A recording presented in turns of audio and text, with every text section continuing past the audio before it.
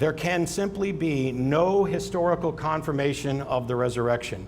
There can be historical, reliable information about the claims about a resurrection or what people say that they saw, but the actual resurrection is not something that can be confirmed historically. When all you are dealing with is documentary or testimonial evidence, the strongest confirmation attainable is confirmation that a claim was made. Without physical evidence, you cannot confirm the veracity of that claim. If an ancient text says that there was a solar eclipse on such and such a date, we can check whether that's true. We know enough about eclipses to be able to calculate when they will occur and when they have occurred. If we know that no solar eclipse is possible in the time and place cited, for example the day after a full moon, it doesn't matter how many people say they saw it or that there are multiple independent testimonies. Those claims cannot reasonably be taken as reliable evidence that there was an actual solar eclipse. And then he appears to the disciples, but Thomas isn't there, so he has to do it again, and then he has to let Thomas, press the holes in his hand and stick his in his side and all this stuff. I just put a bleep there because it sounds really funny. Because we need a token skeptic at this point.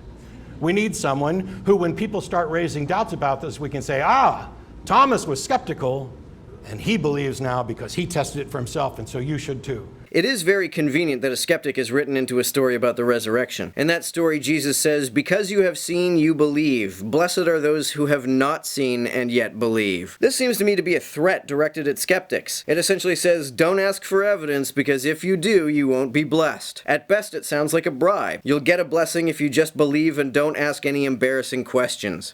So far as we can tell, nobody dead's ever raised. I mean, yes, we resuscitate people and stuff, but pretty much if you're heart dead, brain dead for 3 days in a Jerusalem tomb, you're dead. There's probably no coming back from that.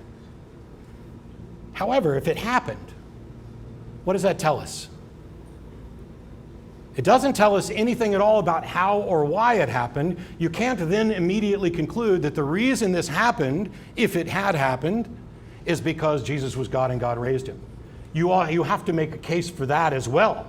You have to make a demonstration of this causal connection, because until then, at most, you have a mystery.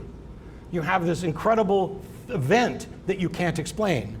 Unfortunately, for Christianity, we don't even have that event.